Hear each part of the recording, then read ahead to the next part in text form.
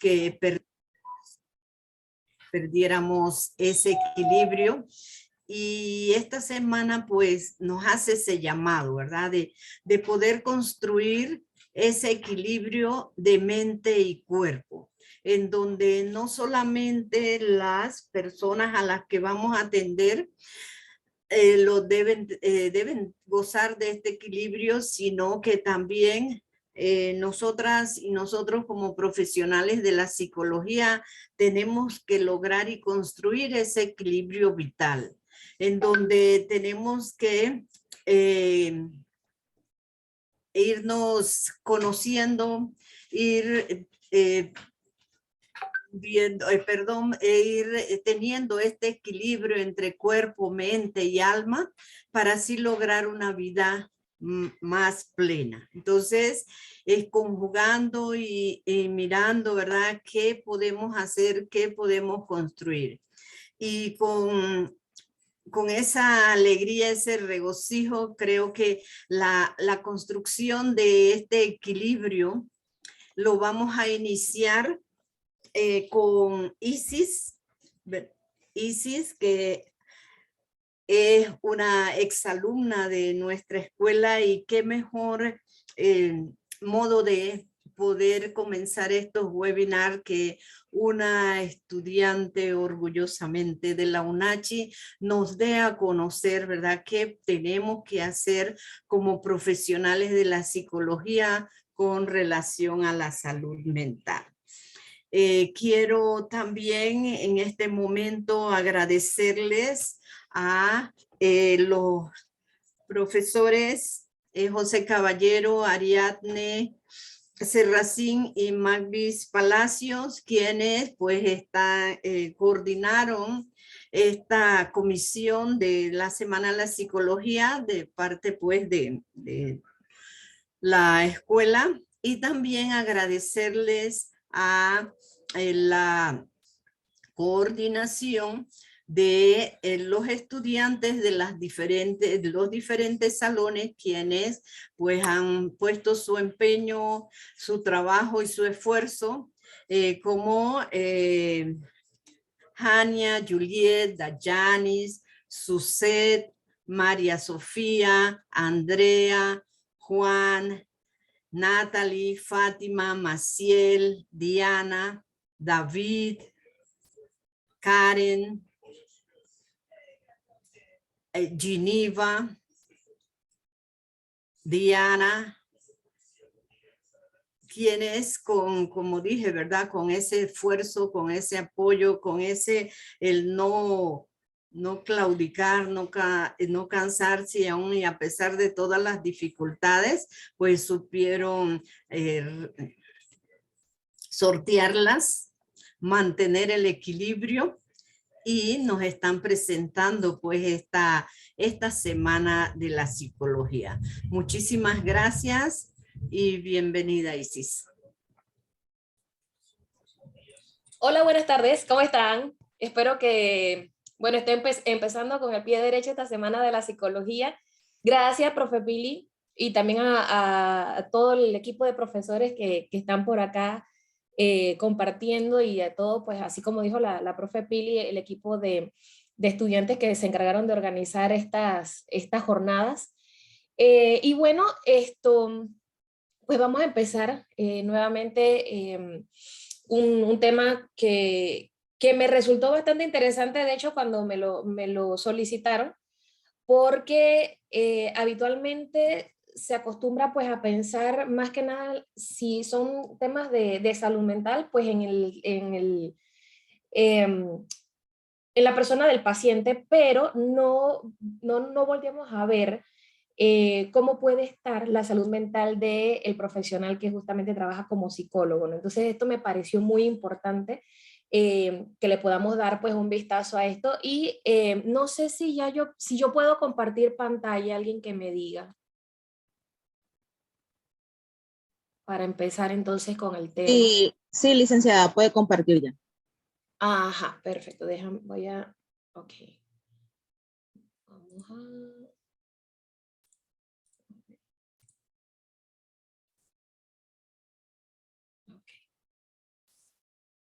Bien, estamos por aquí.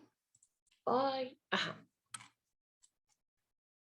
Listo, estamos por acá. Ok, entonces iniciamos la presentación, pues como dijeron inicialmente, pues soy Isi Castillo, mucho gusto a todos. Soy psicóloga con funciones clínicas en el Hospital Regional Rafael Hernández, ya voy casi que para 10 años de trabajar allá. Vamos a pasar entonces con nuestra siguiente diapositiva. Y este es el contenido que yo quiero compartir con ustedes hoy. Algunas revisiones bibliográficas que han saltado a la luz, por decirlo así, a lo largo de los años y no son recientes. De hecho, cabe la pena señalar que esta consideración, esta temática viene desde hace mucho tiempo. Entonces, pues, me pareció importante y me pareció muy llamativa algunas de las que voy a citar en este momento. Pero primero vamos a comenzar entonces por definir qué es salud según la OMS, ¿verdad? Que es nuestro ente rector, por decirlo de alguna manera, ¿verdad? Y también vamos a revisar justamente si será necesaria la salud mental en los psicólogos de acuerdo con estas revisiones.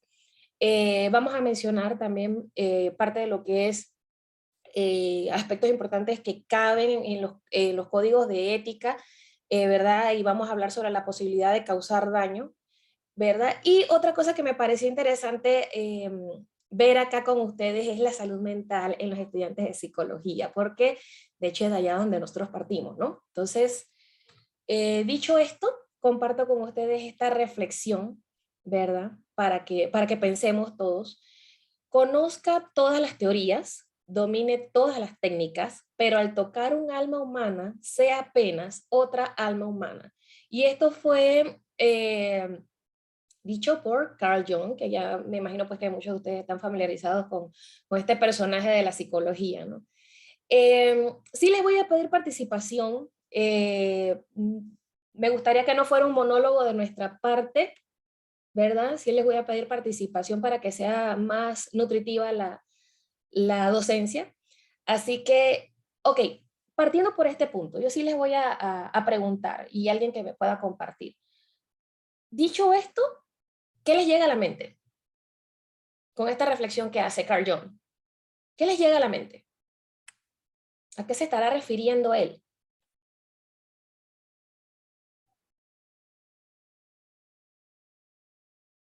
A ver, no sean tímidos que no muerdo. Hola, ¿me escuchan? Sí, adelante. Ok, bueno, pienso yo que con esa reflexión quiere decir que cuando vamos a atender a un paciente, que seamos empáticos y nos pongamos en lugar del paciente, no que, ok, yo soy el terapeuta, yo me siento como una chica súper poderosa que voy a solucionar todo tu problema, no, sino que también seamos vulnerables a la vulnerabilidad de nuestro paciente. Así mismo es. Muy bien. ¿Alguien más? Sí, ¿Alguien que más, chicos? tengamos empatía Ujú. con las personas que vienen a abrirse y a expresarnos sus vulnerabilidades, como lo acaban de mencionar, y nosotros recibirla de una forma empática.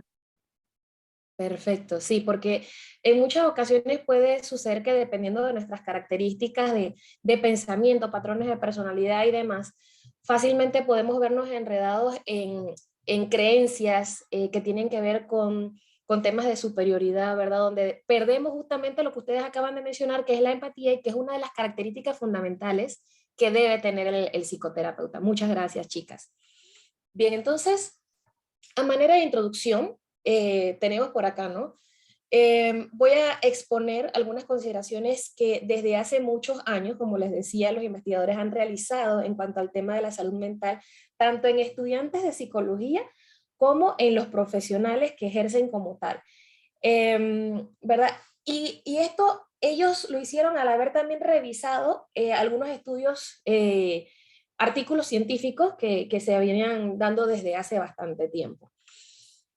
Ok, entonces como les mencionaba, vamos a partir por ese concepto importante que tiene que ver con la salud, ¿verdad? Y que nos los proporciona justamente la Organización Mundial de la Salud. Y de aquí va a saltar algo importante, ¿no? La OMS dice que la salud es un estado de completo bienestar físico, mental y social, y no solamente la ausencia de afecciones o enfermedades. Ok, teniendo en consideración este concepto, sale a relucir y a resaltar que le dan preponderancia a lo que es el estado mental de la persona. No solamente nos estamos refiriendo a la parte física, que es lo que habitualmente las personas relacionan a lo que es salud. También están considerando la parte de la mente de la persona, ¿ok? De la psique de la persona. Entonces, cuando tomamos esto en consideración, ya podemos entonces venir a revisar lo que vendría siendo, según también la OMS, el estado de salud mental, o la salud mental, perdón. Es un estado de bienestar en el que la persona realiza sus capacidades y es capaz de hacer frente al estrés normal de la vida, de trabajar de forma productiva y de contribuir a su comunidad. Es decir, es un estado en el que la persona funciona. ¿Por qué digo que funciona? Porque cuando tiene alguna alteración en su estado de salud mental, deja de hacerlo. Todo lo que son sus esferas de funcionamiento, por ejemplo, el trabajo, los estudios, la relación con las demás personas, incluso en el ámbito personal, se van viendo alteradas porque el estado de salud mental de esta persona no se lo permite, por diferentes aspectos que ahorita pues no voy a mencionar. Pero cuando la persona entonces sí tiene su estado mental bastante conservado, bien conservado, dentro de lo que podríamos llamar normal, entonces sí vamos a poder ver un mejor funcionamiento y adaptación de esa persona a lo que es su día a día, su vida diaria. ¿Ok? Ok, entonces, mire que les hago esta pregunta. Sé que es una pregunta redundante, sé que es una pregunta obvia, pero vamos a participar porque quiero oírlos. ¿Es necesaria la salud mental en los psicólogos? A ver, ¿ustedes qué opinan? O por el contrario, ¿será que cualquier persona, independientemente de su estado de salud mental, puede ejercer como tal, como psicólogo? ¿Qué opinan ustedes? Por favor, el que quiera opinar puede alzar la mano y entonces le damos el pase para que dé su opinión. Y en mi caso sí pienso que es muy necesaria para la salud mental para los psicólogos. ¿Por qué, Dayanis? A ver, compártenos. ¿Por qué será necesario? Pienso yo que uno no puede, ¿cómo se dice? Uno debe practicar lo que uno dice. No puedo venir a decirle, practiquemos la salud mental a alguien y yo misma no practico o tengo salud mental. Correcto, muy bien. A ver, Edgar, ¿verdad? Edgar Candanedo, veo que está levantando la mano. Sí, bueno, ¿se escucha? Sí, Ok. Lo que yo quería decir era que sí es necesario debido a que cuando uno primero tiene que practicar lo que vendría siendo la introspección, porque como nosotros vamos a dar terapia nosotros estando mal y no haber solucionado problemas, ya sea familiares, personales, entonces al momento de uno dar ese tipo de ayuda al paciente, uno se va a ver reflejado. Y entonces siempre nos han dicho acá que para ayudar a alguien primero nos tenemos que ayudar a nosotros mismos. Esa sería correcto. mi opinión. Muchas gracias, Edgar. Veo a Juliet Díaz, también con la manito Buenas levantada. tardes. Bueno, yo quería comentar algo parecido al del compañero Edgar, y es que a mi parecer nosotros como futuros profesionales de la salud tenemos que estar, ¿cómo decirlo?, centrarnos en la terapia con el paciente. Si nosotros no hemos resuelto nuestros problemas, lo que puede pasar es que nosotros no vamos a atender bien a la persona. ¿Por qué?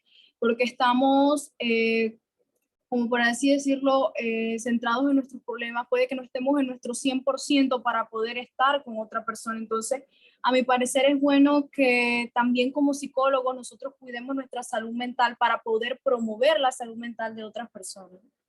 Excelente. Y veo a Dailen Suira. Hola, buenas tardes. Yo creo que obviamente, como lo había dicho la licenciada, la respuesta es obvia. Sí es necesario la salud mental y como lo han dicho todos los compañeros que están aquí, que han hablado, pienso yo que es fundamental porque una, no podemos vender algo que no tenemos y dos, si digamos no gozamos de salud mental a la hora de tratar con estos pacientes, por decir un ejemplo, que si es un paciente que tiene algún conflicto y por cosas de la vida estemos pasando lo mismo, o una de dos, o nos ponemos a llorar con el paciente y terminamos ahí refugiándonos y abrazándonos por no solucionar, en vez de dar una ayuda. Entonces siento que es fundamental el bienestar disculpe, es fundamental el bienestar de nosotros primeramente, y creo que durante toda la carrera se nos prepara para esto, y una de las cosas que yo lo he notado personalmente es que tú descubres y te vas sanando muchas heridas que tienes, o vas, digamos, solucionando muchos problemas que puedes llegar a descubrir durante la carrera como tal. Entonces creo que es un proceso largo, pero sí es necesario gozar de una salud. Excelente, gracias por la participación. De hecho, sí, ahora que tú lo mencionas, recuerdo sí que durante todo lo que era la preparación académica de la carrera, frecuentemente nos hablaban sobre la importancia de que ya como, bueno, como estudiantes o como profesionales, perdón, nosotros tuviéramos justamente una asistencia por parte de otro colega, ¿verdad? En el caso de que nosotros lográramos reconocer que estamos siendo afectados por alguna situación o algún tema en particular. Entonces, sí pasa en el ejercicio de la profesión. Recordemos los temas que tienen que ver con transferencia y contratransferencia, y que nos dan la idea de que cuando el paciente nos está refiriendo a alguna situación y se nos remueve algún tipo de emoción, eso nos da el indicativo de que también estamos teniendo algún tipo de conflicto que probablemente no hemos resuelto y que sería bueno entonces que lo pudiéramos tratar.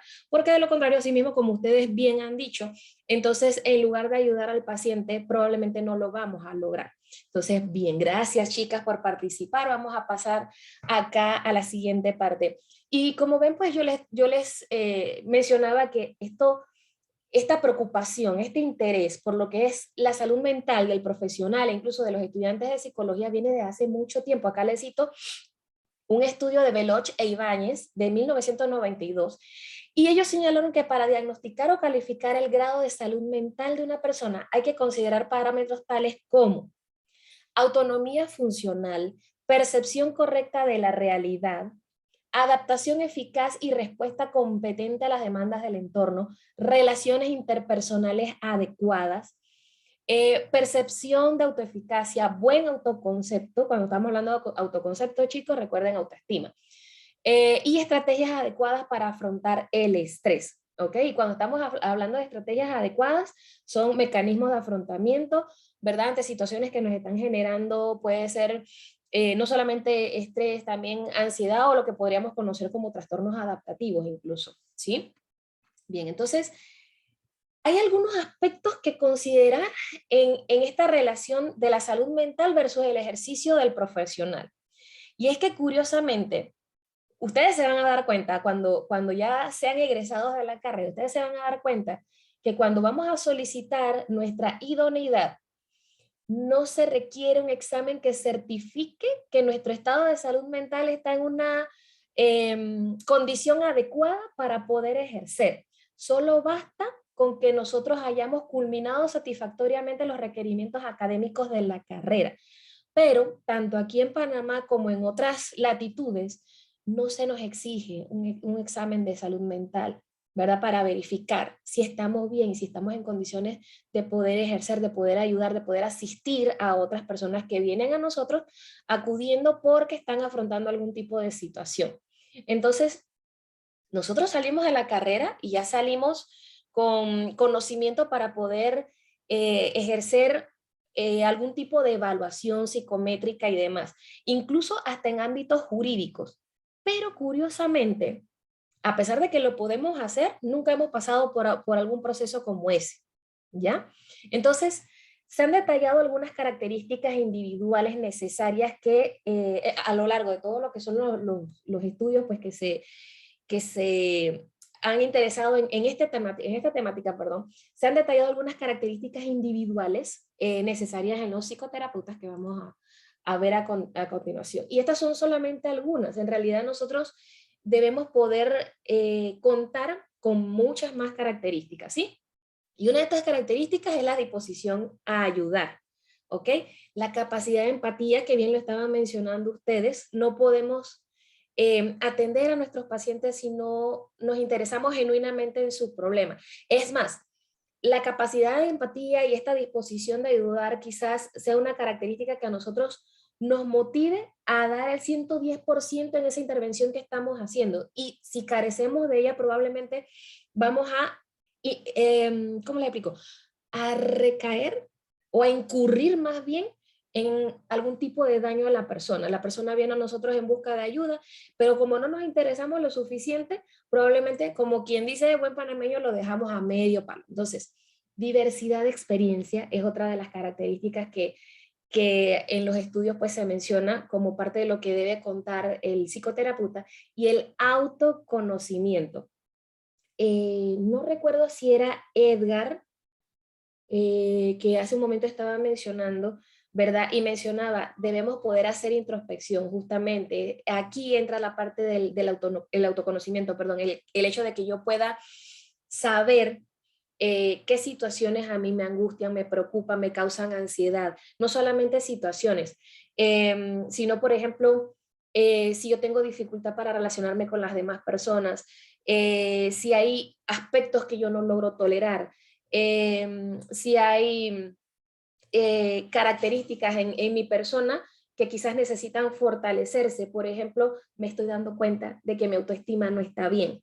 Entonces, si mi autoestima no está bien, créanme que probablemente le llegue a alguna persona, quizás con la misma dificultad, nos identifiquemos con la persona y en lugar de hacer alguna recomendación que pueda ser de utilidad para esta persona, no lo vamos a lograr hacer. Esto entre otras características, como les mencionaba, ¿sí? Entonces, dicho esto, en las diferentes ramas en las cuales puede ejercer un psicólogo o un psicoterapeuta, lo que se espera es que todas estas características que mencionaba anteriormente puedan aplicarse, ¿verdad? Salvo que sea, digamos, en el campo de la investigación donde la persona no va a tener que relacionarse directamente con las personas. Pero en todas las demás áreas, como sí tenemos que relacionarnos con las personas, estas características imperan. Entonces, a partir de esto, nosotros vamos a cuestionarnos algunas cosas, ¿sí?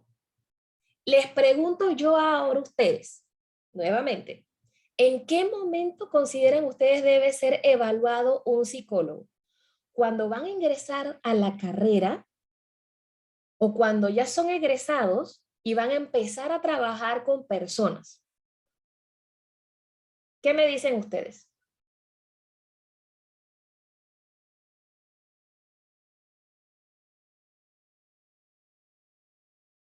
Ajá, Dayanis. Bueno, yo considero que deben ser evaluados en ambos casos. Antes de iniciar los estudios académicos, creo que es importante para conocer qué tipo de persona va a entrar a estudiar esta carrera en la que tratamos con seres humanos. Y pienso que antes de empezar a trabajar con personas también es importante, pues porque en el camino de la carrera pueden pasar muchas cosas que a uno lo afecten, y si uno no trabaja en ellas, entonces pues va a seguir con esa espinita ahí que puede pues afectarle, porque ya en sí va a entrar a tratar con personas. Buen punto de vista, y ahorita te vas a dar cuenta por qué. Tomaste en consideración dos momentos importantes, ¿verdad? El antes de empezar la carrera y el antes de empezar a trabajar como psicólogo. Ahorita te vas a dar cuenta por qué me gustó tu idea. A ver, ¿qué otro tiene alguna otra opinión diferente? O quizás la misma, pero con algunos otros aspectos que mencionar. A ver, quiero escuchar sus ideas, sus opiniones.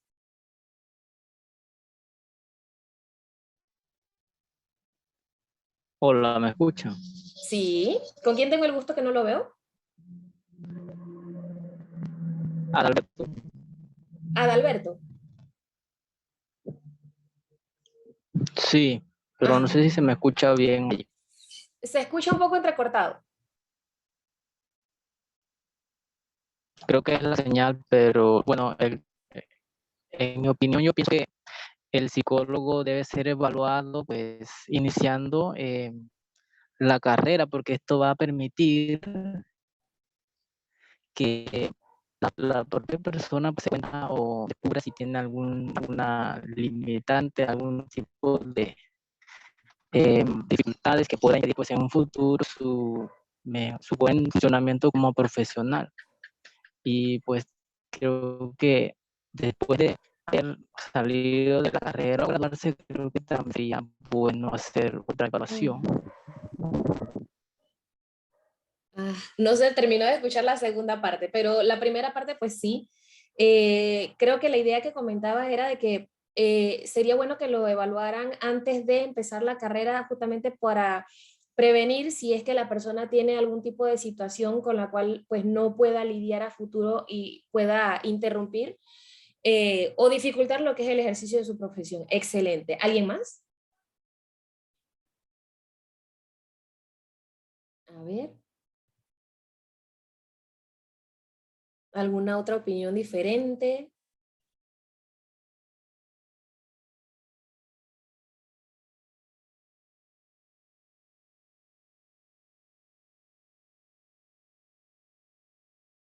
Como les dije, ¿alguna opinión diferente o similar, pero contemplando aspectos que no se han mencionado?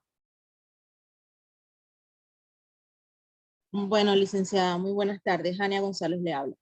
Buenas tardes. Yo, más allá de sus dos preguntas que considero que son acertadas, que sí debe permitirse, bueno, debe hacerse esa evaluación, considero que en el camino, debido al estrés del proceso de estudios y demás, también debería prepararse o realizársele a los estudiantes una evaluación para saber cuál es su estado mental.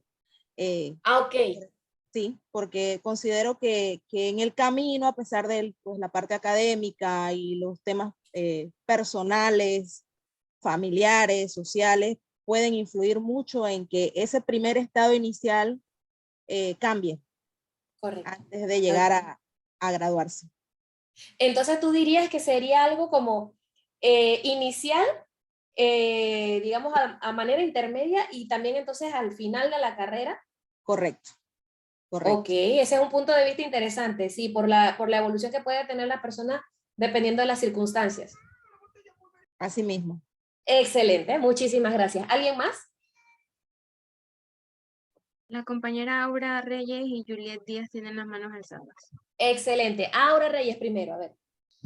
Sí, licenciada, yo verdaderamente considero que se le debe evaluar en el medio y al final, porque al inicio creo que cuando las personas ingresan a la carrera, por lo menos yo ahorita tengo 36 años, voy a cumplir 37 y estoy iniciando la carrera y considero incluso cuando se me hizo la encuesta de que mis respuestas fueron muy certeras porque a mi edad ya tengo con mucha certeza la seguridad de lo que quiero y estoy muy comprometida a la carrera, pero como mis compañeros verdaderamente salen del colegio, siento que es como un poco injusto si se les evalúa al inicio porque están apenas desarrollándose con la carrera, están enamorándose verdaderamente de la carrera, están conociéndose a ellos mismos, están conociendo lo que quieren y están entonces desarrollando el compromiso con la carrera. Entonces ahí considero que en medio de la carrera es que deberían ser evaluados porque ya podemos observar si la persona verdaderamente está apta, si tiene, ¿me escucha? Sí, se siente afín o se siente identificada con la carrera. Exacto, si siente que sigue en el camino donde, si está en el camino donde tiene que estar o está por nada más terminar una carrera, porque por eso es que muchos psicólogos lamentablemente no ejercen la profesión porque se graduaron, iniciaron pensando que era lo que querían, pero se graduaron y no era lo que querían, pero no quisieron nunca cambiar. Pero tal vez si hubiesen recibido ayuda o orientación a mitad de carrera con una evaluación, hubiesen podido cambiar estos aspectos. Y entonces al final ya para entonces como darle ese toque de magia al psicólogo de que terminaste la carrera, estás listo y le estás dando como una motivación de que vea nuevamente bajo una evaluación, de que estás listo y vas a brillar ayudando a las personas como tú mismo sientes que lo vas a hacer. Oye, qué bonito. Esa opinión que nos acabas de compartir resulta hasta bastante interesante. Gracias. Disculpa tu nombre. Aura Reyes. Aura, disculpa, listo. Muchas gracias, Aura. Y Juliet nos iba a compartir también su opinión. Buenas tardes nuevamente. Bueno, en mi caso yo siento que los psicólogos deben ser evaluados en cada momento. Al inicio de la carrera, a pesar de la opinión que dijo la compañera, yo siento que es necesario, porque puede que una persona esté pasando por una situación en donde a mi parecer quizás no sea apto para entrar a la carrera de psicología. Quizás esté pasando por algún estado de ánimo que la verdad es que no, quizás no pueda desarrollarse plenamente con eso. Y creo que a veces no tiene tanto que ver con la edad, porque hay personas que entran a la carrera y la verdad es que no están nada indecisas. Yo puedo ser un ejemplo. Desde inicios de sexto año ya yo estaba clara de que yo quería entrar y estudiar psicología y no me arrepiento, hasta el día de hoy no me arrepiento. Y bueno, entonces, ¿qué ocurre? Que siento yo que también antes de trabajar, durante el tiempo que se está trabajando, también durante el tiempo en que se estudia. ¿Por qué? Porque nosotros todos los días nos enfrentamos a diferentes situaciones que causan estrés, ¿verdad? Entonces, sería bueno que la persona periódicamente, si siente que está pasando por una situación de estrés, se atienda. Por ejemplo, nosotros como estudiantes siempre pasamos por estrés, ansiedad por los exámenes, por las tareas, y a veces nosotros entre compañeros hablamos, nosotros mismos lo decimos, que estamos pasando por una X situación, y la verdad es que como estudiantes deberíamos también recibir ese tipo de atención. En caso del trabajo, quizás no todos, pero algunos quizás están pasando por situaciones familiares difíciles o están pasando por otro tipo de X situación que no les va a permitir dar su 100% en el trabajo para atender a los pacientes, y como dijeron al inicio, se puede perjudicar. En ese momento también es necesario que sea evaluado el psicólogo. Entonces, a mi parecer, no es que haya como un momento preciso, sino que debe ser cuando la persona lo requiera. Muy bien, excelente, Juliet. Acaban ustedes de adoptar muchas de las posturas que los investigadores que se han interesado en esto han tomado también, y es lo que les voy a compartir al respecto, ¿no? Hay diferentes bandos con respecto al momento en el que se debe evaluar a la persona que va a trabajar como psicólogo. Por ejemplo, desde el punto de vista de que deban ser evaluados antes de empezar los estudios, estos dos investigadores, Consol y Machado, recomendaron no aceptar estudiantes con trastornos que tengan que ver con el consumo de sustancias, ¿verdad? O algún proceso psicológico activo, ¿ok? Porque, por ejemplo, si la persona, esto puede incrementar todavía lo que ustedes estaban mencionando, los niveles de estrés, y si la persona no cuenta con adecuadas más bien estrategias de afrontamiento, difícil le va a ser que pueda cursar por la carrera de psicología. De hecho, como ustedes también lo mencionaron, la carrera de psicología puede contener, así como otras especialidades de los servicios de salud, por ejemplo, medicina, momentos, periodos durante los cuales la persona se siente más angustiada, más estresada, quizás por la dificultad, ¿verdad? Que va teniendo entonces el estudio de la carrera. Y este tipo particular de trastornos puede dificultarlo aún más. Recordemos que cuando una persona ya tiene un diagnóstico, ya tiene una patología, ya sea por consumo de sustancias o algún trastorno de tipo psicótico que contenga componentes psicóticos, los factores de estrés pueden causar recaídas. Y por factores de estrés nos podemos referir también no solamente a lo que son situaciones familiares, trabajo, sino también a estudios. Hay muchos profesionales de salud que yo he recibido justamente en la sala de salud mental, que es donde he estado la mayor parte del tiempo, que por cuestiones que tienen que ver con los estudios justamente, llegan a experimentar altos niveles de estrés, angustia y ansiedad, por lo cual entonces quedan teniendo algún tipo de recaída del trastorno de base que ya se les había diagnosticado desde antes, ¿ok? Pero, por otra parte, entonces, hay otra parte del argumento, ¿no? Algunos investigadores presentan entonces la decisión de que pueda hacer justo cuando la persona va a atender, ya después de haber egresado.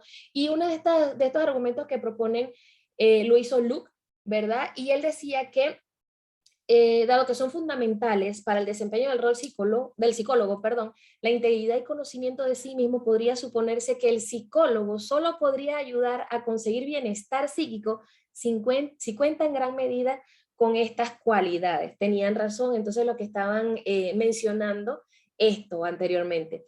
Albane y Tifner, entonces, por su parte, comentaban que muchas veces los pacientes Denme un momentito que estoy teniendo dificultad por acá. Ajá, listo. Sí, ellos comentaban que muchas veces los pacientes imitan las conductas del terapeuta por modelado, ¿ok?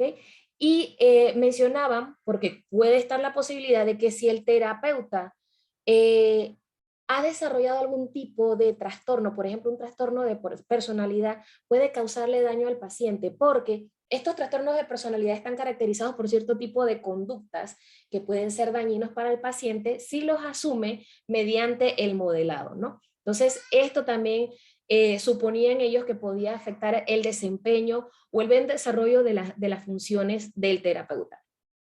Bien, entonces, aquí tenemos otras cuestiones que merecen atención, ¿verdad? Por ejemplo, ¿ustedes han pensado en algún momento, o ahora que estamos tocando este tema justamente, cuál puede ser la prevalencia de psicólogos en Panamá que de hecho sufren algún tipo de afección de su salud mental? Y no nos referimos justamente o solamente a lo que tiene que ver con ansiedad, quizás depresión o trastornos, entre otros trastornos adaptativos, sino podríamos pensar también en trastornos como la esquizofrenia, ¿verdad? Que tienen un contenido psicótico, un componente psicótico, trastorno bipolar o trastornos de personalidad. Ustedes se han puesto a pensar lo interesante que resultaría conocer este tipo de información. Si lo hay, probablemente sí lo hay.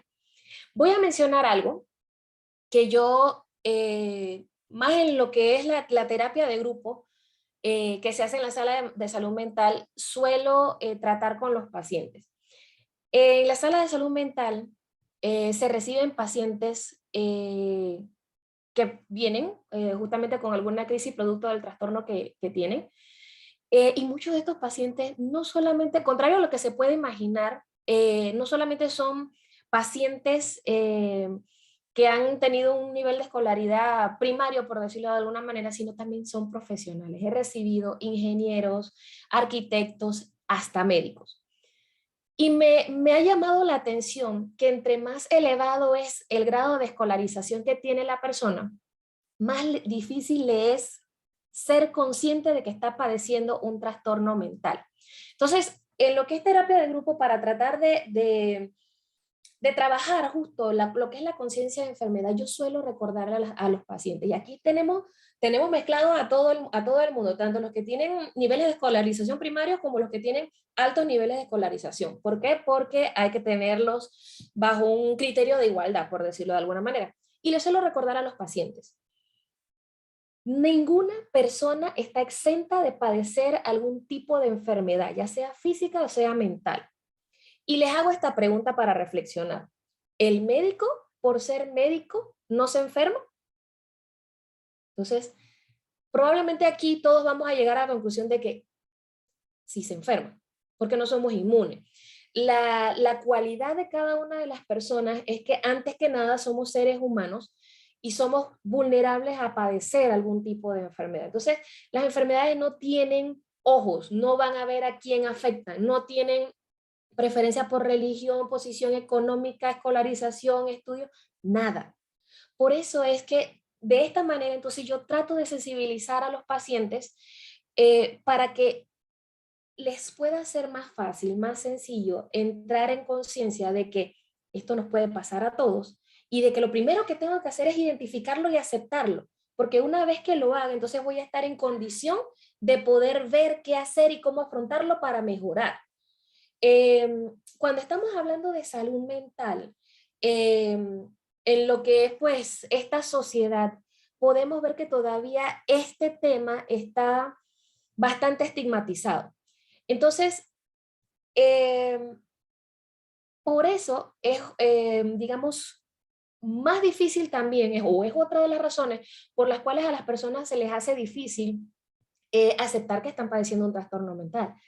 Más aún para los profesionales, porque comienzan entonces a pensar en algunos prejuicios que puede hacer la sociedad, como por ejemplo, un médico padeciendo de depresión o un médico padeciendo de esquizofrenia, un psicólogo con esquizofrenia, un psicólogo con depresión. ¿No se supone que él, por ser psicólogo, debe contar con esta estrategia así y así para evitar que eso suceda?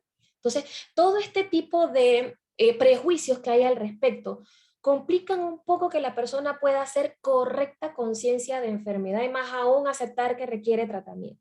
¿Ok? Entonces, ¿hasta aquí tienen alguna pregunta?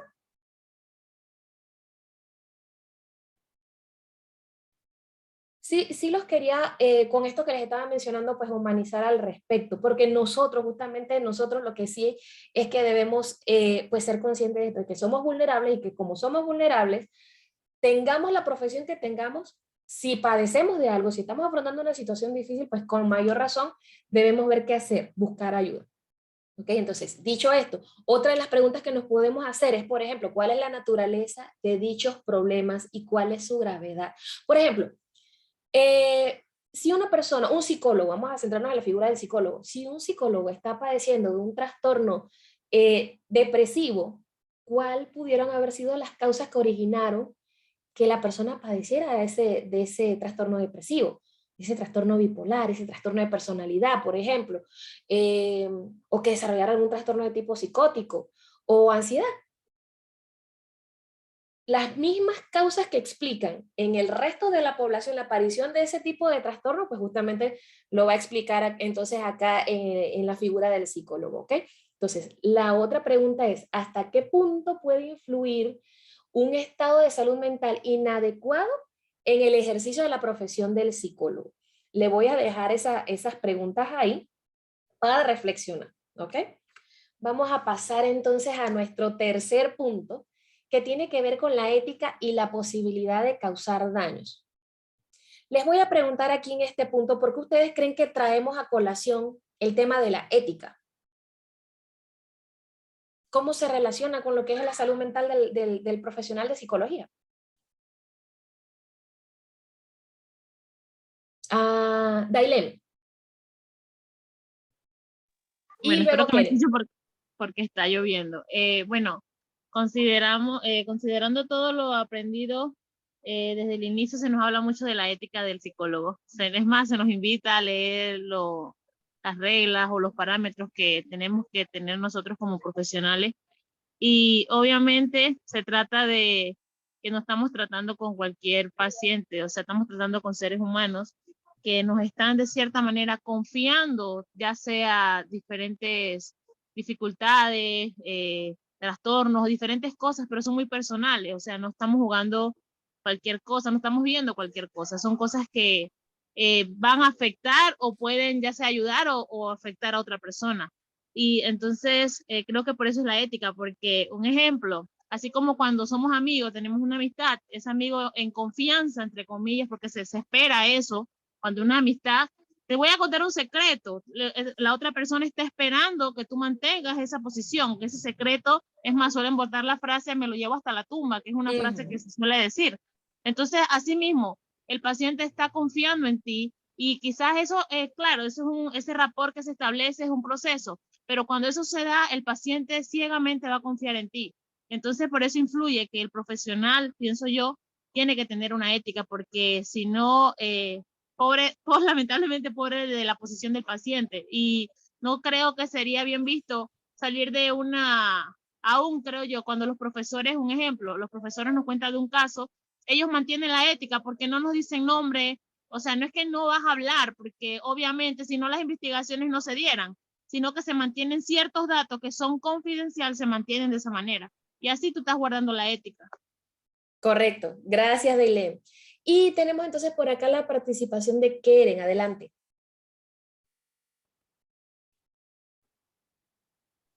Sí, buenas tardes. Bueno, amplio el comentario que dio la compañera y que pudiera agregar. Sinceramente, pues reiterar lo mismo, la naturaleza de la profesión del psicólogo es delicada. Tratar con seres humanos es algo que realmente puede tener repercusiones totalmente graves en una persona si mi actuación es incorrecta. Entonces, de ahí la necesidad de la ética, pues de guiarme por principios que realmente respeten la dignidad humana y que ayuden a las personas en vez de causarles un daño. Correcto, Keren.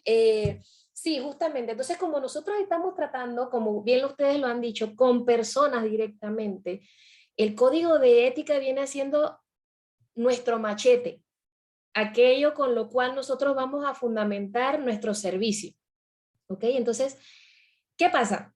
Como lo hemos estado viendo a lo largo de lo que ha sido la docencia, la ponencia, si la persona padece algún tipo de trastorno mental, puede incurrir en causar algún tipo de daño. Entonces, puede pasar por encima, de los principios que son contemplados en los códigos de ética. ¿Ok? Entonces, por eso, el código de ética viene siendo como nuestro manual de instrucciones que nos dice qué debemos hacer y qué no debemos hacer. ¿Ok? Con lo cual, si nosotros infringimos, por ejemplo, alguna de esas estipulaciones, fácilmente se nos puede retirar nuestra idoneidad, se nos puede separar de nuestro cargo, etcétera, ¿no? Pues esas son las consecuencias que podemos,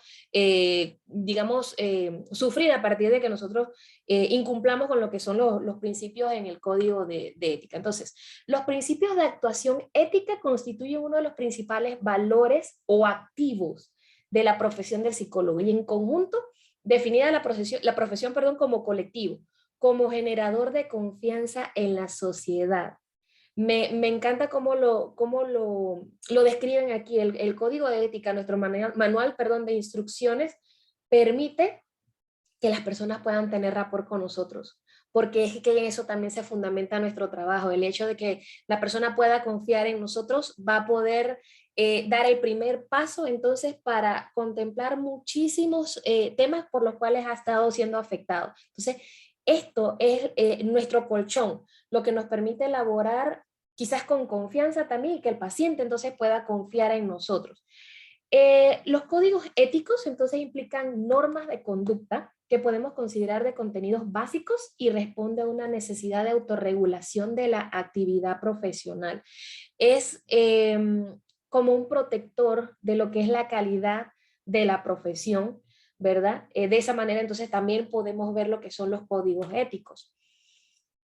Les mencionaba que cuando esto se infringe, definitivamente que hay posibilidades de causar daño. Acá nos podemos contemplar también o nos podemos fijar en otras preguntas, y es, por ejemplo, ¿qué tipo de trastornos mentales son aquellos que pueden causar daño al usuario del servicio del psicólogo o bien incapacitan al profesional de manera temporal o permanente, ¿verdad? Para lo que es el ejercicio de la profesión.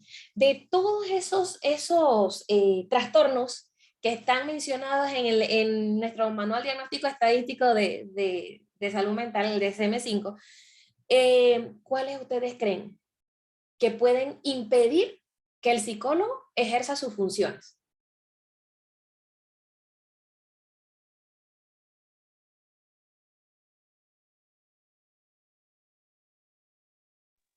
Considero que uno puede ser el trastorno de depresión. Depresión, ok.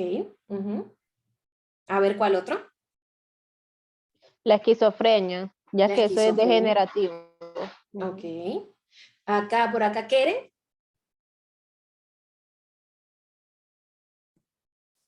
El burnout, que cuando ya estamos como el síndrome del quemado del que hablan, ¿no?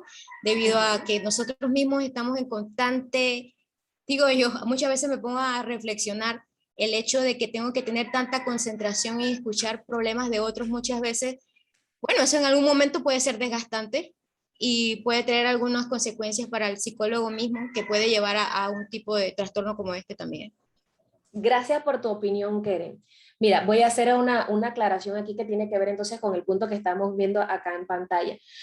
En cuanto a esta pregunta, nosotros podemos pensar en dos tipos de trastornos. Aquellos en los cuales la persona puede lograr tener conciencia de enfermedad, ¿verdad? Que son trastornos que tienen que ver con ansiedad y con estrés, y aquí entra entonces el burnout. Este tipo de trastornos puede no incapacitar a la persona de manera permanente, sino temporal. Y si la persona entonces es tratada, puede regresar, según todas estas personas que hemos estado citando en los estudios, puede regresar a sus funciones habituales. No así sucede con aquellas personas que padecen de algún tipo de trastorno que les dificulta tener conciencia de enfermedad. ¿Y qué es esto de tener conciencia de enfermedad? Identificar que algo está pasando conmigo, ¿sí? Una enfermedad, un trastorno, como ustedes gusten llamarle. Y dos, aceptar que necesito tratamiento, ya sea con el médico psiquiatra o ya sea psicoterapéutico. Y dentro de este grupo, entonces, nosotros podemos mencionar aquellos trastornos que tienen ese componente psicótico donde la persona pierde el contacto con la realidad. ¿Ok?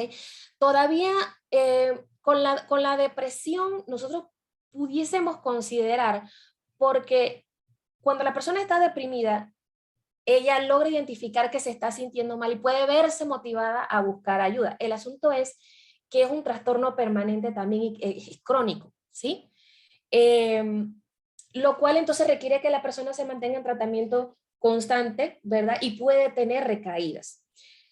Trastornos como el trastorno bipolar, como la esquizofrenia, el mero trastorno psicótico donde la persona pierde el contacto con la realidad, dificulta que la persona pueda reconocer que está atravesando por algo. Y si la persona no reconoce que está atravesando por algún tipo de problema, dificultad, trastorno o enfermedad, difícilmente va a buscar ayuda. De hecho, estas son las personas que llegan a la fuerza o llevados por los familiares o alguna otra persona o entidad a los cuartos de urgencia, porque por su voluntad no van a ir, no reconocen que requieren ayuda, ¿ok? Justamente por esa pérdida de contacto con la realidad. Podemos también entonces considerar otro tipo de trastornos y son quizás más difíciles de identificar por parte del personal de salud o del personal de salud mental, y son no solamente difíciles de diagnosticar, sino también difíciles de tratar, y quizás a veces son hasta, disculpándolo, lo feo de la palabra, repudiado por algunos médicos especialistas por el pronóstico reservado que puede tener entonces una persona que padezca algún tipo de trastorno de personalidad. En este sentido, ya le doy la palabra a Emma. En este sentido, en cuanto a lo que son los trastornos de personalidad con los cuales hay que tener más cuidado todavía, son aquellos trastornos de personalidad que no tienen en cuenta el proteger, el cuidar de los derechos de las demás personas, sino que todo lo contrario, pasan por encima. Y en este caso embona perfectamente bien lo que vendría siendo el trastorno de personalidad antisocial. ¿Ok? A ver, Emma. Ok, mencionaste hace un momento que a veces es difícil como diagnosticar diagnosticar a una persona del trastorno, digamos, de esquizofrenia o bipolaridad. E incluso también siento yo que el de personalidad múltiple. ¿Me podrías como explicar más sobre por qué en algunas personas es fácil, pero en otras personas no? Porque me imagino yo que porque las personas que se les es difícil es porque tienen como un mecanismo que lo esconde, ¿o no? Ok, no, lo que mencionaba que son más difíciles de diagnosticar son los trastornos de personalidad. De hecho, voy a hablar específicamente del hospital.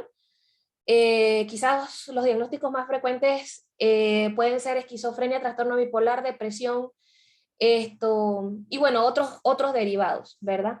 Lo que hace difícil que la persona pueda identificar que está teniendo un problema, ¿verdad? Lo que para nosotros entonces como profesionales de la salud vendría siendo, está padeciendo un trastorno, es lo que mencionaba de perder el contacto con la realidad, ¿ok? Por ejemplo, si la persona está en medio de una crisis por un trastorno psicótico y está, digamos, con ideas delirantes, vamos a pensar en esa persona como si estuviera viviendo una realidad que no existe para nosotros, pero para ella sí, ¿ok?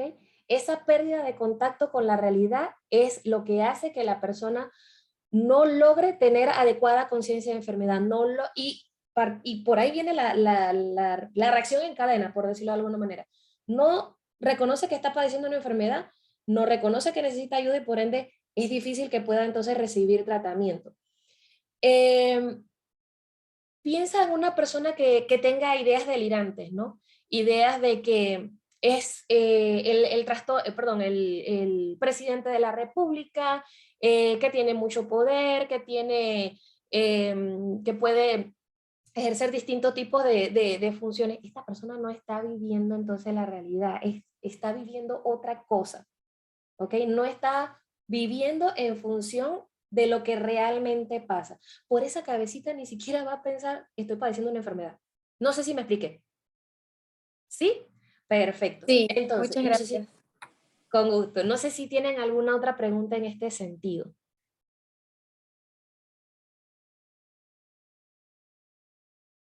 O si lo dejé claro. Bien, vamos entonces a pasar a lo siguiente.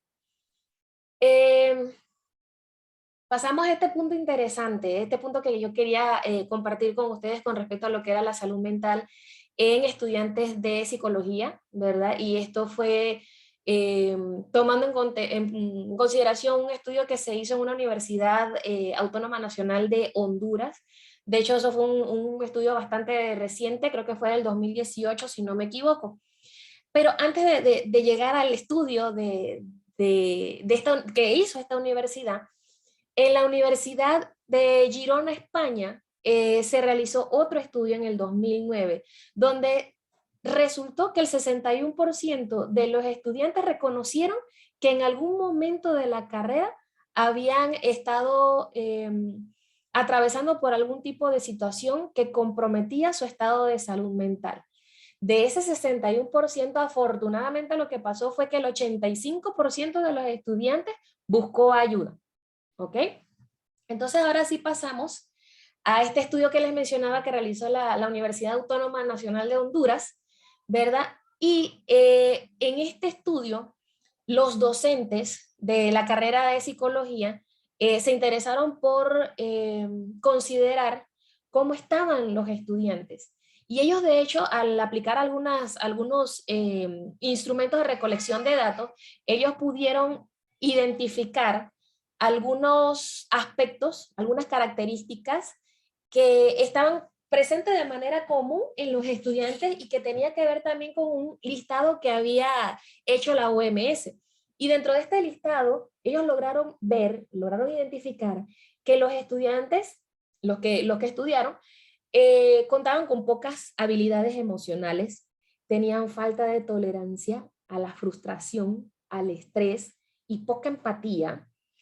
Contaban con incapacidad para adaptarse apropiadamente al estrés, pobre autoestima. Y esto de la pobre autoestima, señores, va a ser pan nuestro de cada día. Esto es uno de los problemas más frecuentes que nosotros vemos en la consulta o en el área donde nosotros nos estemos desempeñando, el tema de la autoestima. Lo otro que habían reconocido estos docentes es que había debut de trastornos mentales varios. Es decir, que muchos de esos estudiantes de la carrera de psicología manifestaron síntomas propios de trastornos mentales. Y no nos referimos a lo que es ansiedad o estrés solamente, sino que también entonces había síntomas como de los trastornos que estaba mencionando anteriormente, depresión, trastorno bipolar, psicosis y demás. ¿Ok? Bien, ¿qué les preocupó a estos profesores? Que a pesar de obtener estos resultados, muchos de estos estudiantes no buscaron ayuda, sino que continuaron adelante con sus estudios, pero con la intención de ver cómo podían comprender mejor su estado de salud mental, lo cual al final no debería ser la motivación por la cual estamos en esta carrera, ¿no? La intención más que nada de esta carrera puede ser entonces el de querer ayudar, ¿verdad? Pero la consternación en cuanto a estos profesores era esa. Los estudiantes no estaban tomando las medidas pertinentes con respecto a todos estos resultados para hacerle frente al problema, sino que continuaron entonces adelante con los estudios, pese a las dificultades entonces que podían afrontar en el momento. Bien, entonces, ok.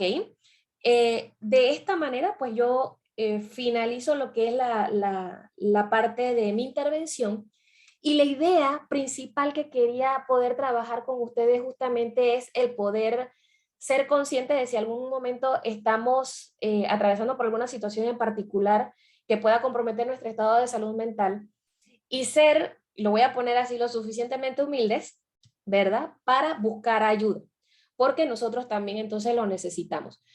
No pude descargarles un video, ya le doy la palabra a Zulimaira, si lo pronuncié bien, no pude descargarles un video que quería compartir con ustedes, pero pienso que en algún momento lo pudieran ver. Era un video animado donde aparece un terapeuta atendiendo a diferentes personas en el curso del tiempo. Entonces, este terapeuta, lo voy a describir así medio gráficamente, venía y se metía entonces a la mente de la persona, y la mente de la persona, los conflictos emocionales o psíquicos que llevaba esta persona, eran representados por un pez. Entonces, al hacer su intervención, el psicoterapeuta extraía ese pez y en su mente lo comenzaba a martillar, ¿no? Y era el símbolo de que estaba entonces desenredando el meollo que traía el paciente a la consulta. Al transcurrir el tiempo, este terapeuta se fue desgastando, le prestó mucha atención, eso sí, a la situación que les traía a sus pacientes a consulta, pero no logró encontrar la manera de lidiar con los problemas del día a día que estaba teniendo en casa con su esposa.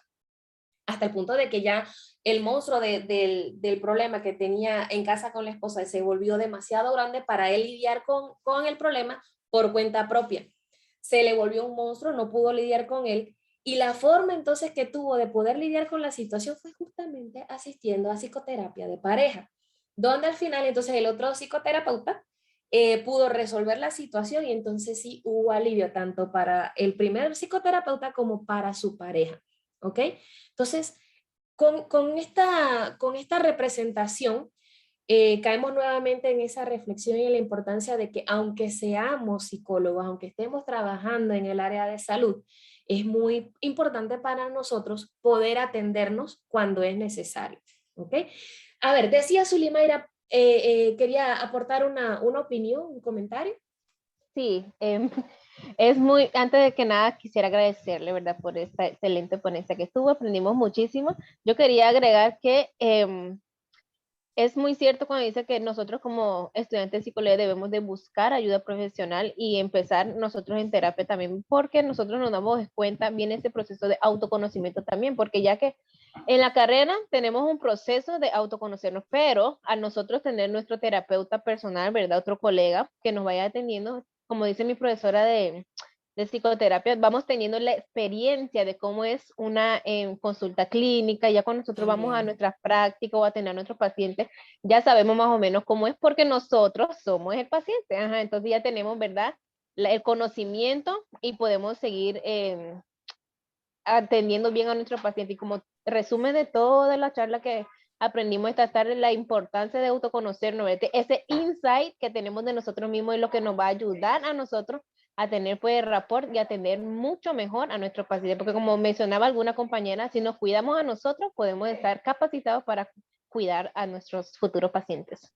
Excelente, gracias Zulimaira. Bien, no sé si tienen alguna pregunta o algo que quisieran comentar adicionalmente. Sí, licenciada. Nos pregunta la profesora Maribel si nos puede proporcionar el título del video. ¿Cómo se llama el video del que hace referencia? Ah, claro, si gustan yo se los puedo compartir. Denme un segundito, creo que lo tengo por acá. O lo puedo enviar quizás al correo de alguien o al WhatsApp de alguien para que entonces ustedes también lo puedan buscar, porque de verdad que es bastante interesante y nutritivo. Se van a sentir identificados. Sí, ahorita no lo tengo acá el título exacto, pero entonces se los puedo compartir por WhatsApp o al correo de alguien, con mucho gusto. Nos los puede enviar con David, que es el enlace. Sí, claro. Y nosotros lo hacemos llegar entonces a los participantes. Claro, claro, con gusto. Tenemos también, bueno, entiendo que debe ser como una pregunta de Jesús Díaz, que nos dice, ¿cómo separar la vida profesional de la vida laboral? Esa pregunta es bastante frecuente y quizás bastante básica de responder, en el sentido de que, lo puedo explicar de esta manera: cuando estamos en el trabajo, pues tratamos de mantener nuestra atención, concentración justamente en las actividades laborales que nos corresponde hacer, pero cuando salimos de ese entorno laboral, entonces tratamos de buscar alguna actividad en la que podamos invertir nuestra atención. Por ejemplo, la interacción familiar, ¿ok? La interacción familiar, la interacción con nuestros pares, con nuestros compañeros, con amistades. Aquí entra mucho, para mí, entra mucho el hecho de que la persona pueda implementar algunas estrategias para justamente el autocuidado, que viene siendo el poder realizar actividad física, el poder buscar asistencia terapéutica, porque la duda me imagino que viene y que parte por el hecho de que sí se puede presentar el escenario de que a veces yo estoy presentando algún conflicto en casa, ¿verdad? Y llego al lugar donde yo trabajo y sigo pensando en esto, ¿ok? Puede que sí pase, pero también puede que suceda que al yo sumergirme en lo que son las actividades laborales, ya mi atención, concentración se deslinde de lo que pasó y de hecho el trabajo se convierta para la persona en un agente terapéutico. A veces no es necesario que la persona haga un esfuerzo así extraordinario para deslindar ambas cosas, pero entiendo la preocupación. Se trata más bien de que, como les decía hace un momento, para mí que la persona pueda lograr concentrarse en actividades que no se correlacionen, ¿ok? Y cuando digo esto es, ya sea cuando voy del trabajo para la casa, poder yo interactuar con las personas de la casa, jugar, realizar tareas, qué sé yo, con los niños que no tienen nada que ver con el trabajo, pero entonces tratar de mantener mi atención, concentración con eso. Aquí cabe resaltar algo.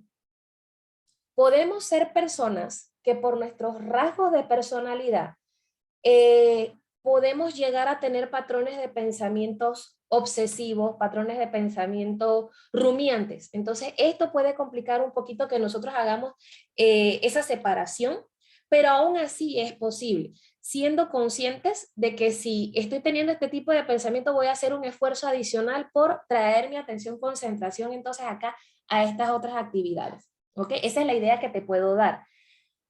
Hay que hacer mucho autocuidado, pero me parece también entonces que una de las cosas que, y redundamos en lo mismo, una de las cosas que más tenemos que practicar es ser conscientes de que requerimos ayuda, porque si vemos que nos está costando mucho trabajo hacer esa separación, probablemente no lo estamos logrando hacer solos. No estamos logrando lidiar con la situación, ya sea con el problema en casa o con el problema en el trabajo, solos. Entonces necesitamos el apoyo. No sé si me expliqué o te aporté alguna idea. Jesús, si se encuentra en sala, nos dice si está bien para usted la respuesta. A nosotros nos parece estupendo. Sí, estuvo bien la respuesta. Gracias. Listo. Con gusto. Cualquier otra persona que quiera hacer una pregunta la puede hacer a través del chat o alzar la mano para entonces yo darle el paso para que abra su micrófono.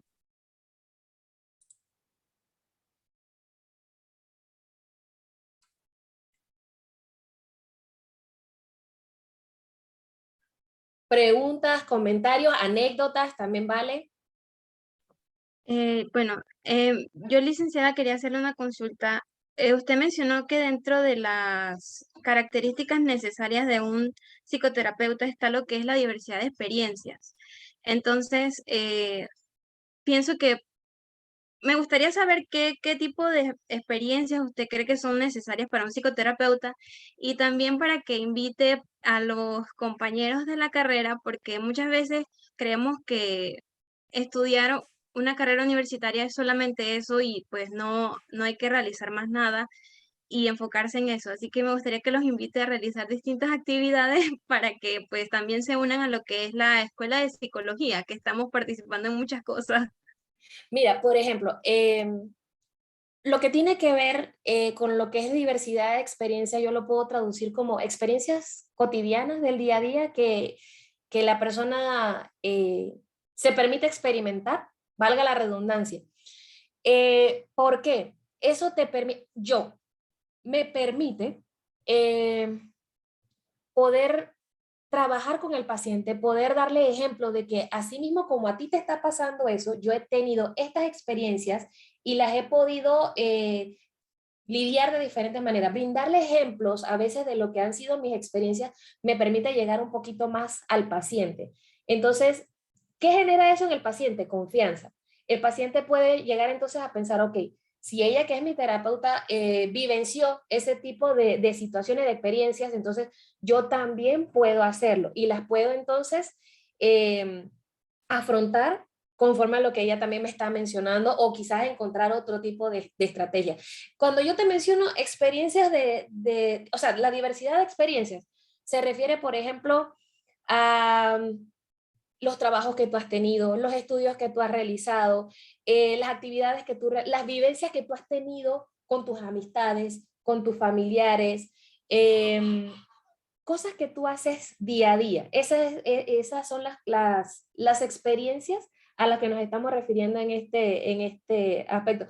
Por ejemplo, a veces, dependiendo obviamente de la situación, de lo que me esté mencionando el paciente, si por ejemplo, vamos a pensar en la situación de que el paciente me esté diciendo que tiene miedo de emprender algún tipo de trabajo, ¿verdad? Que le genera ansiedad, que a veces esto les impide aplicar para un trabajo, y ellos están obviamente con la necesidad de querer generar dinero, pero el pensar me va a ir mal porque desconozco estas funciones, los limita para que en algún momento pues ellos apliquen al trabajo que sea. Y entonces yo le traigo a colación, antes de yo poder ejercer como psicóloga, yo pasé por este trabajo, así y así, que no tenían nada que ver con la carrera, hasta que, bueno, se dio la oportunidad y entonces pude entrar a trabajar como psicóloga. ¿Ya? Entonces, ¿qué quiero ganar con esto, con el paciente? Pues que él pueda también confiar en lo que le estoy mencionando, que él pueda ver que también soy humana, que no soy una supermujer, que no me han faltado experiencias quizás similares, ¿verdad? Y eso me permite generar confianza. El paciente cree. Esas son diversidades de experiencias, es a lo que nos estamos refiriendo. Son cuestiones que tú vives día con día, pero de esas experiencias tú le puedes aportar al paciente.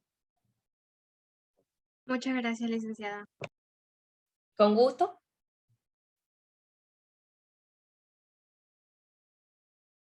A ver, no sé si tienen algún otro comentario, alguna otra pregunta que esté dentro de mi conocimiento.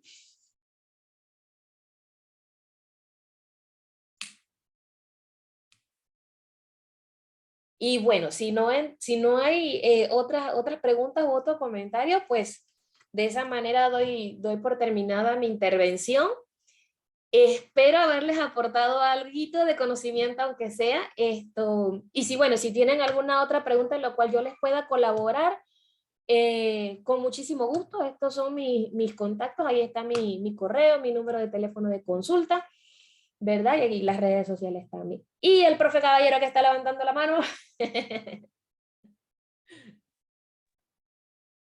Profe, pero déjese ver. Ahí está, en vivo y a todo color. ¿Cómo está, Buenas profe? tardes. Qué placer. Definitivamente, primero quiero felicitarla por esta exposición y sobre todo por esa concatenación de experiencia y de conocimiento que ha tenido para todos nosotros el día de hoy. Y segundo, pues manifestarle lo orgulloso que me siento de verla nuevamente y de poder compartir en esto. Definitivamente la vida del psicólogo o de la psicóloga es yo diría que una experiencia casi cumbre de crecimiento, porque no solo aprendemos de lo que vemos a diario, sino en la misma interacción con el paciente aprendemos. Sí. Aprendemos para el futuro, tratar a otra persona, pero aprendemos también para nuestra vida. Entonces yo siento que hasta cierta forma nuestro trabajo es un aprendizaje, es un trabajo de aprendizaje y de crecimiento. Entonces es un placer y un honor tenerla con usted. Un fuerte abrazo a usted y a toda la familia. Y muchas gracias por haber aceptado y no olvidar esta alma mater que la recuerda siempre. Ay, profe, no me haga llorar, profe. Muchísimas gracias, profe. Sí, profe, mire, yo comparto con usted lo que usted estaba mencionando.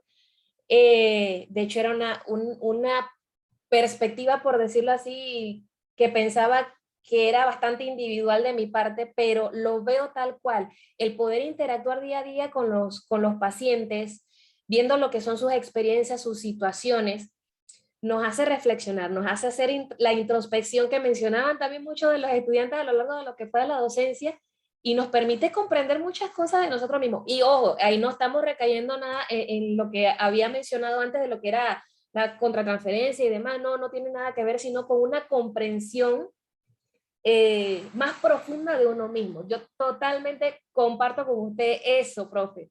Muchas gracias, profe, muchísimas gracias. Y con cariño, yo siempre estoy acá con cariño, y después pues que ya tenga la posibilidad, acá estoy con mucho gusto. Así que bueno, muchísimas gracias.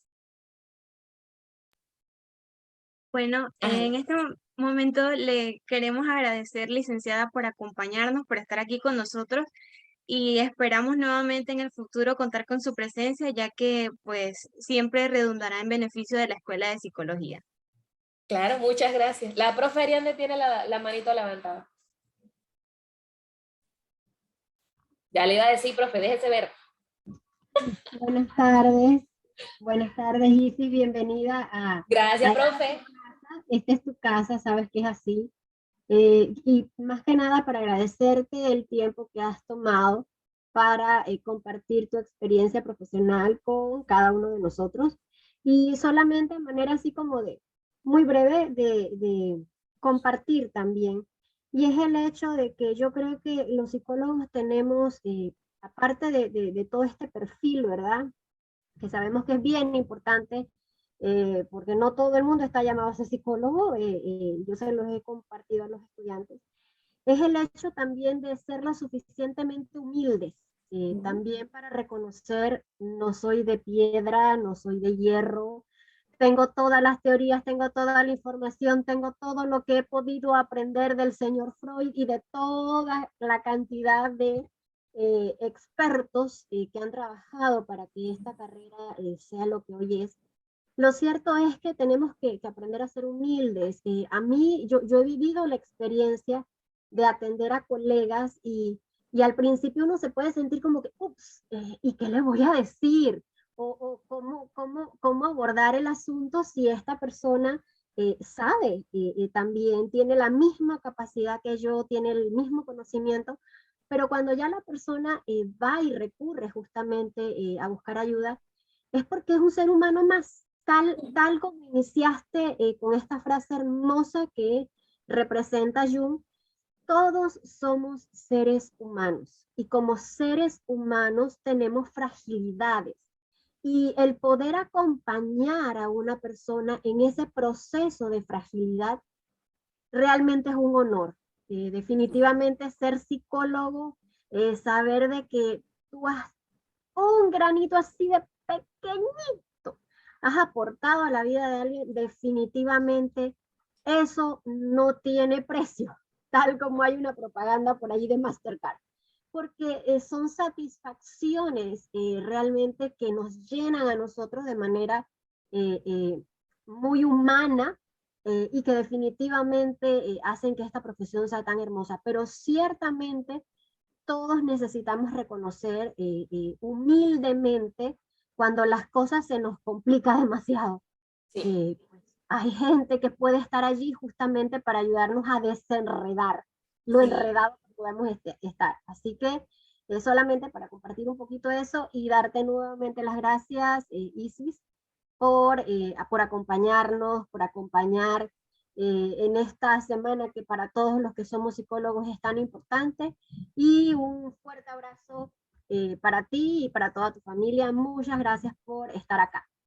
Muchas gracias, profe. Siempre yo recibo con cariño las palabras de ustedes. De verdad que ustedes saben que yo los aprecio muchísimo. Sí, profe, es que ese es un concepto que yo trato de quedármelo ahí, trato de recordarlo en la mayoría del tiempo, el que nosotros seamos humildes, ¿no? Y esa era pues otra de las ideas que yo quería, pues que los participantes se pudieran llevar. Lo necesitamos porque de lo contrario va a ser difícil que podamos aceptar en algún momento dado que estamos atravesando situaciones difíciles que no podemos manejar o lidiar en el momento. Y es precisamente porque en lo que vamos desarrollando lo que es la carrera, la profesión, quizás en algunos momentos nos dejamos influir por esos estereotipos, que nos impone la sociedad con respecto, que los mencionaba anteriormente con respecto a que si eres psicólogo, ¿cómo va a ser posible que tú padezcas algún trastorno mental? No, no, no. Entonces, claro que sí, sí se puede. Lamentablemente, pues, porque somos personas, somos humanos. Exacto. Y la profe Marvis también tiene su manito levantada. Sí. Hola. Hola, profe. No, ¿qué tal? Buenas tardes a todos.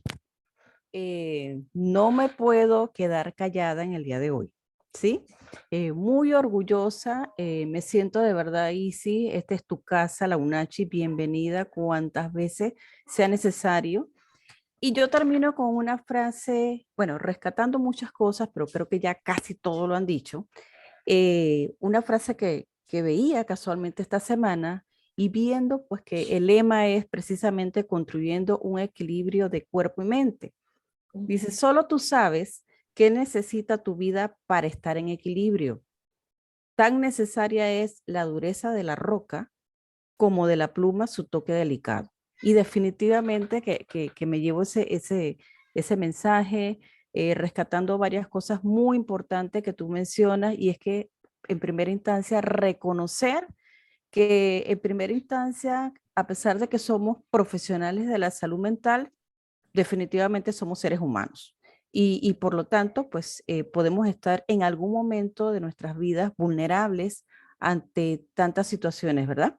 Y la colega Ariadne también mencionó hace un rato, pues la humildad, increíble, pero hace rato en congresos internacionales se habla de los valores que debe tener el psicólogo y muy especialmente en esos congresos, hace rato, se habla muchísimo de la humildad. Y humildad no significa que es que tienes que andar sin zapatos, sino va más allá de todas estas situaciones y es el aceptar, reconocer muchas veces y consultar, porque yo siempre le digo a mis estudiantes, el que más pregunta, el que más consulta, pues va a tener en ese sentido pues más oportunidades de alcance en muchas situaciones. Y creo que va muy, muy de la mano el tema de hoy, que es salud mental del profesional de la psicología, porque esto nos insta a todos los chicos que son psicólogos en formación, a nosotros como psicólogos ya, ¿verdad? Y cosas muy importantes también, que ojalá eso se pudiera hacer,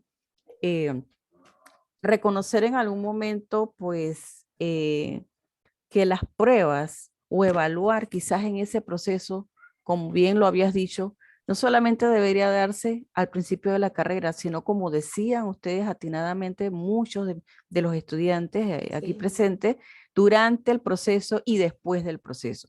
Y además de Isis, que me siento orgullosa de todos los estudiantes que hoy, wow, fueron muy partícipes, excelentes sus intervenciones, todos de verdad, de los colegas también, y eso hace pues que uno se enorgullezca de nuestra profesión y que la amemos cada día más, que nos guste, ¿verdad? Y tal como tú lo mencionabas, y ya para terminar, que no iba a hablar mucho, dije que iba a sintetizar, pero es que me he emocionado de verdad, y tú lo dijiste al principio, que querías que hubiera una interacción y definitivamente que lo has logrado en el día de hoy. ¿Sí? Gracias. Participaron. Gracias y saludos cordiales a todos. Se les quiere a todos. Sí, profe, de hecho sí, yo les agradezco a todos de verdad la participación que tuvieron. No tuve que insistir mucho porque lo hicieron y eso fue lo que hizo más nutritiva la docencia. Lo sentí más como un compartir y me pareció súper interesante el punto de vista que ustedes exponían en los diferentes aspectos que estábamos mencionando en la docencia. Así que una vez más les agradezco su participación, el haberme prestado su tiempo y su atención. Así que bueno, si no hay más, entonces ya pues por mi parte culmino. Muchísimas gracias de nuevo, licenciada, por una sobresaliente exposición y adicional, pues agradecemos que haya sido tan interactiva. Ya pues hemos culminado lo que es la presentación de la licenciada Isis. Queremos entonces agradecerles a todos los que asistieron el día de hoy. y también extenderles una invitación para que participen en todas las actividades que quedan de la Semana de la Psicología. El día de hoy a las 6 p.m. también tendremos un webinar con la licenciada Mavis Alvarado y el tema composición de la microbiota intestinal y las respuestas emocionales y comportamentales. También no se olviden que el día de mañana tendremos otros webinars a las 2 p.m. con el licenciado Abner Ábrego y el tema trastornos relacionados con sustancias, y a las 6 p.m. con la magíster Irina Intriago y el tema habilidades blandas y trabajo en equipo. También, bueno, además de las actividades, el día de mañana tendremos una exposición que es muy importante, que es la psicología y arte en los pasillos de la Facultad de Humanidades de 9 a.m. a 3 p.m. Con esto hemos culminado y le queremos agradecer a todos por asistir y que tengan una bonita tarde. Gracias, hasta luego.